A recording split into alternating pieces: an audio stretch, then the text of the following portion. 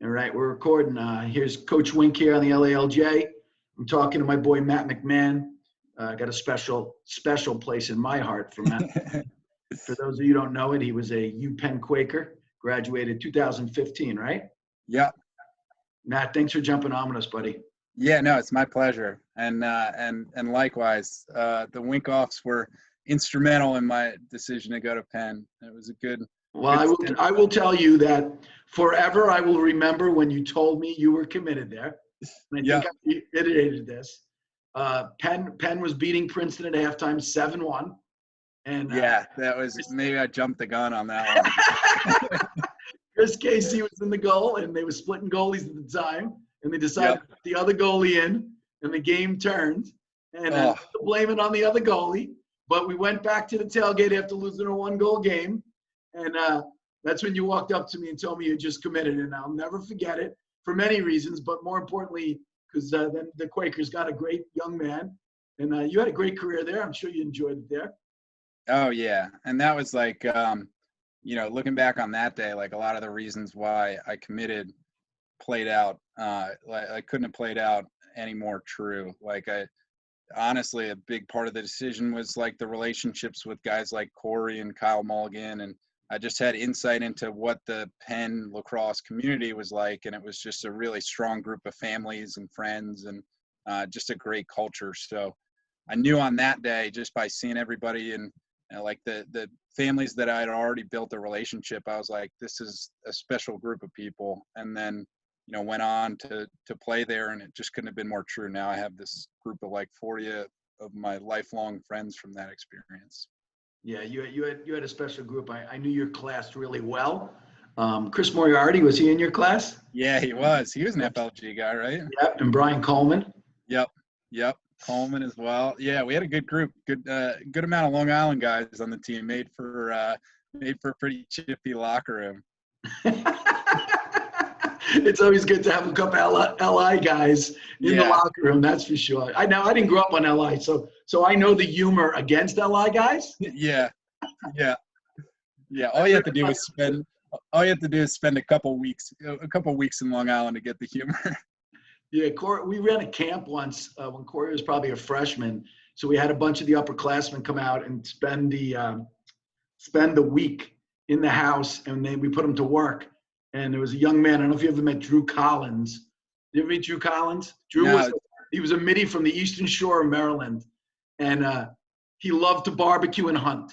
So whenever we barbecued in the backyard, he was the guy barbecuing, and he was just a classic. And I'll never forget Drew Collins. But those are the days you remember. And it's funny, as parents drive themselves crazy about the craziness of youth sports, they need to realize that the reality is you're part of something special when you're part of a team. Yeah. You know it because you now are part of a professional team. Yeah. And your fraternity is really 7 teams, right? Yeah. And it's just like you said, like so much of the emphasis sometimes drifts towards the individual. When you think about sports in general, but lacrosse and recruiting, like your mindset can get a little bit shifted towards the individual. But as I think back to all of my lacrosse experiences since I picked up a stick, all the positive memories that stick out are all the like team-oriented experiences that you had. So I always try to think about that, where it's like, now even playing professionally, where it's like you have to think about things like your contract and your brand and like all that kind of stuff. But when I think back to that first season with this Archers team, it's like immediately what comes to mind is like the locker room and the laughs after games and that sort of thing. So I think that anybody who's more focused on the individual stuff is a little bit lost at times, but focusing on the team stuff is where the good stuff's at. Yeah, it's funny. Today I was telling you about this young man who I work with. His name is Ryan Myers, and we call him the director of hustle. And I was on the phone with him today because we're all working obviously remotely, and we were just talking, and we were talking about how parents go onto our medium and they're so connected with their own child that they're not looking at the successes of others. And I came across this thought process, and I wanted to share it and I want the world to understand and explain it to their kids. Don't compare yourself to others. Be the best you can be. Yep. So like you obviously have developed into one of the better defensemen in the game of lacrosse. And obviously I know you from, a 17-year-old junior in high school when you were just developing at Glenridge High School, right? You went to Glenridge, right? Yep. Where you followed Kyle Mulligan to UPenn. Kyle Mulligan was Corey's roommate for 4 years. Oh yeah. I think my recruiting visit, I think I ended up sleeping on the floor at Corey's room because they had that that joint connected room in one of those old Philadelphia like colonial buildings. But I'll never forget that. That was a good duo, Corey and Kyle. You had to walk through Corey's room to get to Kyle's room. I couldn't believe that was like Kyle's living setup or Corey's living setup either. Anytime you get to your room, you got to walk through somebody else's bedroom. Classic college. But it's funny how I obviously I followed your career. I'm a big Quaker fan due to the fact that I spent 4 years in Philadelphia, and I have to tell you that every time I talk about it, I talk about the great parents that I met, the great kids now that are adults and becoming dads, and obviously Corey now has a kid, and JJ Leon's having a child, and all these young men that Will Amling. I don't know if you ever Will. Yeah. He just had a baby boy. Yep. So it's kind of cool. But take us through your adventure. Take us through. Obviously your Penn career, but take us through the experience going pro. I saw you were drafted by the MLL before the PLL started. Yep. Let everybody know about it. So what you were just saying kind of like strikes a chord where I've always kind of like and had the benefit of my parents really focusing on this, but the comparison side of things, comparing to your peers and stuff, that was something my parents always tried to like suppress, and they were always focused on just get better, just keep getting better, it'll work itself out. If you like their view, I remember in like youth sports in high school was like, if you're not getting enough playing time, it's not a coach problem, it's not a team problem, it's a you problem. Like the solution is just get so good that the coach can't find a single reason to not put you on the field. And so that was what they had kind of instilled in me at a young age. And then when I got to high school, I wasn't necessarily like one of the top players in the country. By the time I graduated, I wasn't even in the like inside lacrosse top 100. What did they know, Matt? I know, yeah, but it goes to show it's like how important is that comparison stuff versus your individual improvement. And so I just thought to myself, like, you know what, I'm just going to keep trying to get better, and just see, when I plateau, when my effort stops resulting in improvement. And so I just kept getting better. I got to college. I was kind of the low man on the totem pole, but Coach Murphy saw me as like a really raw project, and he like as I'm sure like he loves those. Like he is a big proponent of attacking your weaknesses and turning them into strengths. And so he was like brutal with me my freshman year, completely revamped my stick work, my technique, handling the ball, playing defense. Like it was a rough like first year and a half of playing for Coach Murph, because he was relentless. He knew what I was capable of. He knew where my potential was, but he wasn't going to let me not reach it. So he put the screws to me, and I was doing my sophomore year, I was doing 1,000 reps of wall ball before every practice, because that was our agreement that if I wanted to start on his defense, my stick skills had to improve. And in order to do that, I had to do 1,000 reps of wall ball before every single practice every day. So that was like the peak of, I was like, I'm going to kill this guy. but lo and behold, like, right? What's that? Now you love him. Yeah, exactly. And that's just like, it's just, you just keep getting better, and it kind of solves all those comparison issues the same way my parents said it would. And so, Matt, not to interrupt you, but you just said the most important thing, and probably didn't even realize it because you're not a parent yet. And, you know, I've met your mom and dad, and I've spent some time with your mom and dad over the years. I wouldn't say I know them well, but I know them well enough. And exactly what your dad and mom said to you is they were helping you be self-sufficient. Yep. And leave it on your shoulders to decide how good does Matt McMahon want to be. Yep, exactly. And then now look at you talking to Coach Wink on the LILJ. yeah, I made it. But really, it's like, I mean, it's like the same moral of the teach a man to fish story. It's just like, once you develop that mindset where you're like you determine your own outcome, then everywhere you go, no matter what circumstances you're in, you're like, all right, this stinks. I'm fourth on the depth chart or whatever, but your mindset is like, okay, here's what I'm going to do to improve that, to get out of this situation, to make it better. And so that like continued through my college career. I got to my senior year and I was like, you know what? I love playing lacrosse. I don't really want to stop. I know there's this professional league.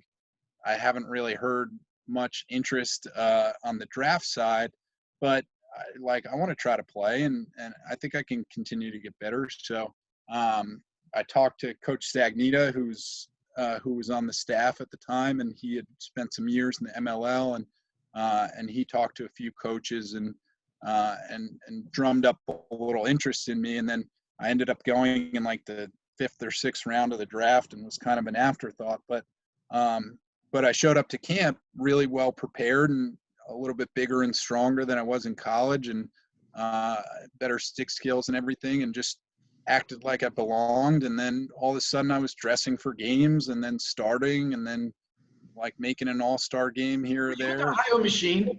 Yeah. So were you playing with Dominique Wilkins? Dominique Alexander. Yeah. Yeah, I still play with him now. He's one of my favorite teammates of all time. So well, have you ever met his dad?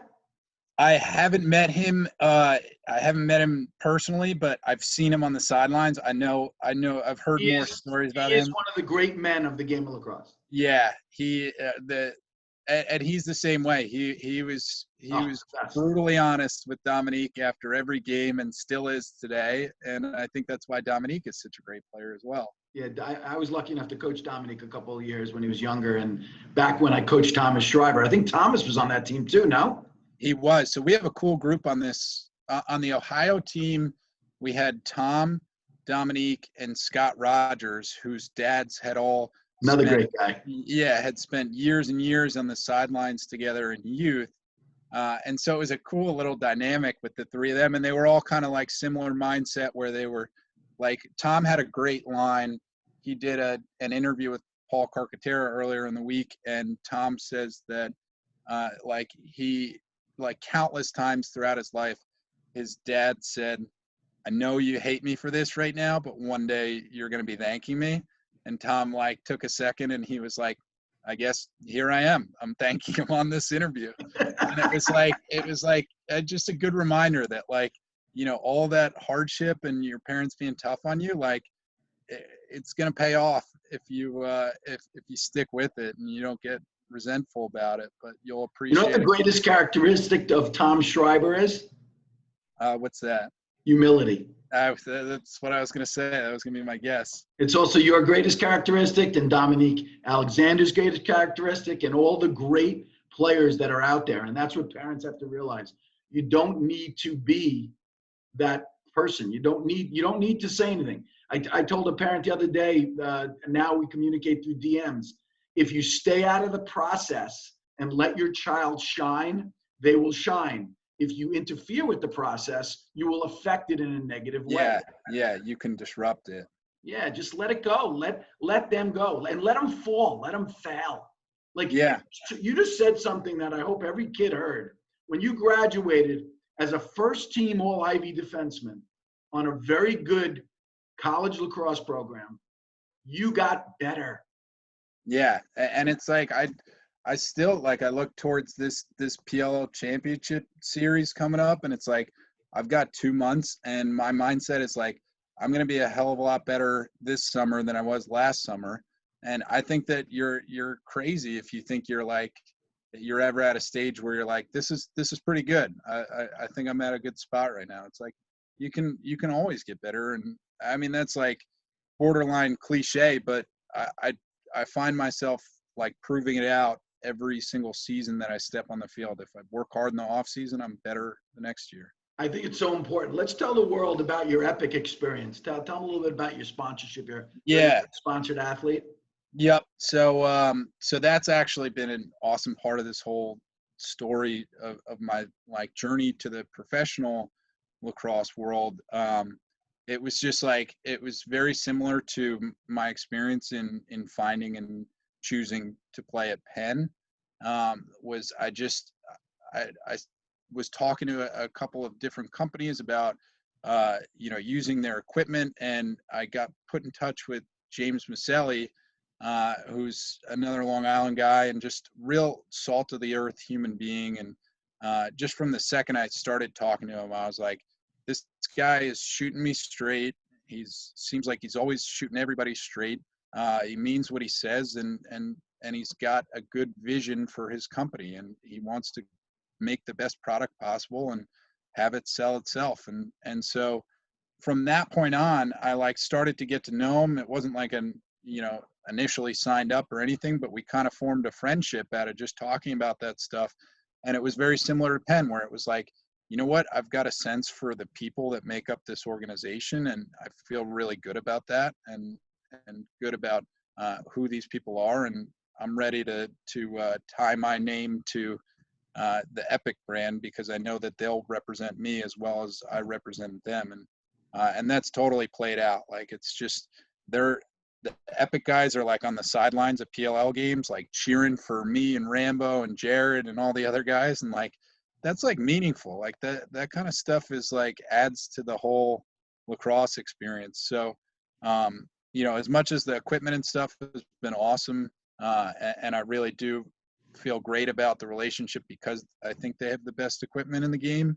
But it's just like a quality group of people, and I've enjoyed getting to know them, and having their support is something that what it is. It's the only brand that I've ever experienced in the game of lacrosse that you speak to the guy who is the head guy. Yeah, You know he like believes in it. He's like you can tell he's like he gets like jacked up, and he's like spending nights thinking about what's next for Epic, and like the guy just lives and breathes it. He loves it. Yeah, he's an Adelphi guy, grew up in Bellport, Long Island, and we met him. I met him through my relationship with the Coaches Association. He had played college ball with a bunch of the guys. He knows a lot of the big names in the game now were Adelphi guys, and we got to know him. Corey and I got to know him, and one of the things that we believe in our products is that we want to marry ourselves to somebody that we want to do business with, humans. Yep. Because good humans make good products. Yep. You know what I'm saying? There's plenty of, it's funny. I also want you to tell the world a little bit. We spoke before we started recording about what you're doing with Deemer. And if you don't mind, let the world know about that, because I think our audience would really, one, they get a lot out of it by using it. And two, the product is really good.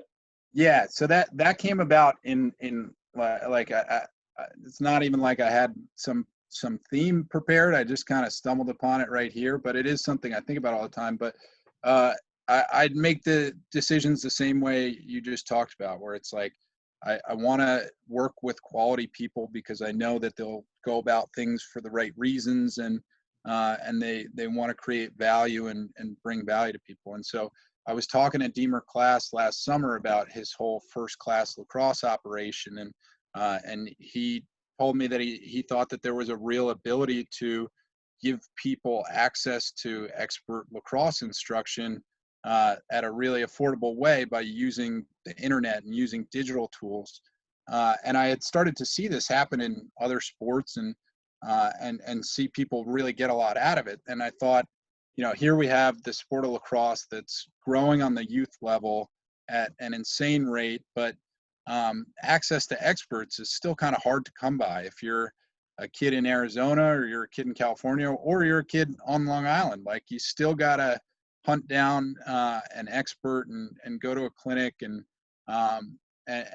you know, you got to get your parents to drive you there. You got to make your schedule work for it, versus having an online instructional platform where you can access it 24/7, 365, and you can continue to build on ideas. So like if you're working out in the backyard and doing a couple different drills, and then that night you're checking out a new move, and then the next day you're incorporating it, like I think that it fits so perfectly with the way I think about individual improvement, that it was something that I was like, I really want to work on this because I believe in it. And I got a great sense for Deemer, and he echoed the same thoughts. And so we were aligned in this vision of like making lacrosse expertise really easy to access for kids all over the country, and continue to develop as players, and not spend that much money doing it, you know? You know, it's funny. How does somebody access that? Like, how would somebody go find it? It's under what? Yeah, so it's the website is First Class Lacrosse, firstclasslax.com. And if you just Google First Class Lacrosse, it's like the first Yeah, thing. I mean, I've been following Deemer since he graduated and stuff, and you know, until we spoke, I wasn't even aware what you were doing outside of you know, playing for the Archers and killing it there. So it's good to catch up and learn more about what you're up to. And you know, it's funny. I always say, I used to say this to Corey when he was a little boy, that you're judged by the friends you keep, because you know, you're hanging out with a bad guy, people think you're a bad guy. Yep. You're hanging out with McMahon, you know, right away, Deemer's my friend. Yeah. So obviously, you know, I like the videos he's doing. Now I know he's a good guy because he's tight with Matt McMahon. So I appreciate that. Deemer plays on what team in the PLL? He plays on the Chaos. So you guys talk a little trash? oh yeah. Like You cover him? no, because I'll usually, he'll run through the midfield, so I won't get a chance to cover him, but I will get a chance to like rotate up to him in a slide or something. And actually last summer was brutal. We played them in Baltimore, and one of the first plays of the game, I get a penalty. It was my only penalty of the year. I'm not really like a big penalty taker. And it's a 30-second like delay of game, and I go off the field, and sure enough, like 10 seconds into the penalty, Deemer just like stings a corner. And so it's like, you know, it's one of those where it's like, I had such a boneheaded play. It leads to his goal 10 seconds later. And now we're like running past each other, coming out of the box, and him going off the field. And he's just like, gives me like a wink and jogs off. And I was like, oh my God, I'm never gonna hear the end of this. Now that's the true word of partnership, as two guys go like this and they know Yeah. what each other's thinking. Yeah, exactly. Now, is he coaching boys or girls at USC? He's coaching the women's team at USC, so that's been another cool part of working on the platform, is that he's got a real legitimate insight into the girls' game, and he studies it every day. So the platform itself is co-ed. It's got as much girls instructional stuff as guys, and it's got some intricate stuff that I think is pretty unique in the girls' game in terms of the level of detail that he goes into. And so I'm excited to get that built up too, and get people aware that there's. Now, you had a sister. Did she played? I remember seeing her at tournaments. She did. She was a good player. She's up at Syracuse right now. She's playing club, but I'm trying to get her geared up to try out for the varsity team there. But she loves lacrosse. And I mean, the Epoch guys, they sent me a women's stick so that they're the best girls had ever. Yeah, and 15 degree, I think it's called. Yep. And so I just got it and you know, dropped it off with my sister. She was ecstatic. We're gonna go shoot later on today, and she was like, I can't wait to try out this 15 degree. Like it's something else.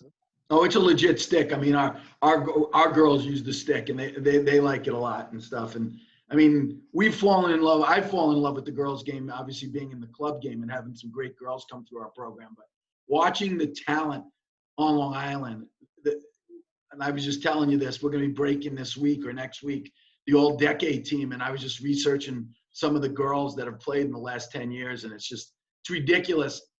forget that they were all Americans in Long Island. Then they go play at like Maryland and win 3 national championships, and they win the Twarton Award. And it's like they're the best player in the world, and they're from like Farmingdale, Long Island. You know what I'm saying? It's like the talent's through the roof out here. The more you can do, and the girls' game, you know, obviously they have more Division I programs, but they have more programs, you know, just generally. So I would expand. I mean, we're expanding in both the boys and the girls, but the girls' game is awesome. Yeah, it really is. I've got 5 cousins in one family that are all Division I women's lacrosse players, all spread out across the country. Got 2 went to USC, 2 at Stanford, and 1 at Penn. Was that your cousins? Yeah. I saw a McMahon on the roster, and I was wondering. Yeah, she's a stud. She's killing it. She was like all Ivy as a freshman last year at Penn. That's pretty cool. Now, where'd they grow up? Rockland County, New York, Nanuet. They didn't go. They went to. No, don't tell me they went to Spring Valley. No, they went to the older ones went to IHA in Jersey, and then the younger ones went to Saddle River. Yeah. Did you play with when you were in school? You were in school with an Elizabeth Gully. Did you know her on the girls? Yeah, Liz Gully. Yeah, she was what Kent Place. Yeah. So her dad and I were best friends from high school. Yep. So I remember when she went to Penn. I think she came. She in your class? She was a year behind me. Got it. Yeah, a little younger. Yeah, so she went to one of those private New Jersey schools. Yeah, that's some good lacrosse too. My little sister spent years trying to beat those Jersey private school teams, and they're killer. That's funny. And did she go to Glenridge, your sister? She did, yeah. So they've got a pretty good team. This Glenridge public team on the girls' side is actually better than the guys' side by. Wasn't there a really good goalie around your era that played at Notre Dame? There was. He's 2 years younger than me, Shane Doss. I was actually just watching that Notre Dame Denver replay that they had on ESPNU from the Final Four a couple years ago. But he was a great goalie. He played a couple years at Notre Dame, but he actually didn't even start while I was in high school because we had like a string of just awesome goalies out of this small public high school. We had like a Rutgers kid, an Ithaca kid. Before him was George. Was the Ithaca kid wasn't Sean Sidham, was it? No, it was this guy in my class, Mac Davis, who was unbelievable. He was the goalie of the year in New Jersey, but he just didn't have much interest in playing beyond high school. So he went to Ithaca, and I don't know if he just wasn't feeling it anymore. But he didn't stick with it. But his older brother was Jack Davis, who was a phenomenal goalie for Georgetown. Yes, I do remember that kid. Yeah. It's funny because I talked to John Mulligan a lot, and he's like Mr. Glenridge lacrosse. And, yeah. I mean, he's like responsible for it. He started up the program. Yeah, and he's from a town in Long Island called Hicksville. Mm-hmm. The Hicksville back in his era had unbelievable lacrosse. It's changed, but it was at one point was producing like literally 6 to 8 kids playing high level lacrosse in college every year. Yeah. I mean, from what Mr. Mulligan knows about lacrosse, I believe that statement for sure. Yeah. We had some good times. I was lucky enough.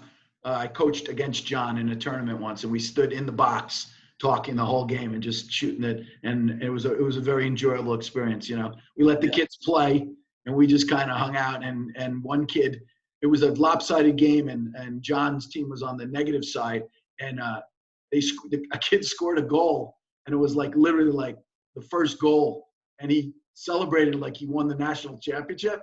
And John just gives him one of these, like. Yeah, I've seen that one before. That's a John Mulligan special there.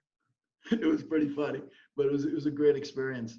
Well, I appreciate you coming on and spending some time with me, my man. Yeah, it was a pleasure. It was honestly, it was just great to catch up with you. Yeah, well, we're gonna be seeing a lot of each other because lacrosse has now become a full-time gig for Corey and I, and we're loving it and we're passionate about it. And it's great when I can follow Matt McMahon's success and spend some time with you. Does your dad go to any of the PLL weekends? Oh my God, are you kidding? He goes to every single one of them. Does he really? Does he travel Yeah. around? Yeah, he's gonna try to find his way onto the sideline of this quarantine tournament. He loves it. He I loves it. think a lot of dads feel that way because I know Dominic Alexander's dad, and Oh yeah. dad, and Coach and Scotty Rogers' dad. I mean, listen, they're passionate about their children. They put a lot into their kids. They love their children. I mean, I understand. I wonder how. Listen, the way NBC covers it, we feel like we're on the field anyway. Yeah, yeah. They'll have some VR set up by the time we get to the tournament, anyways. So. Well, I appreciate your time, buddy. I'll let you get back to what you're doing, but good luck with everything, and I'm sure we'll chat again. Yeah, I appreciate that. Same to you. All right, buddy. Be good.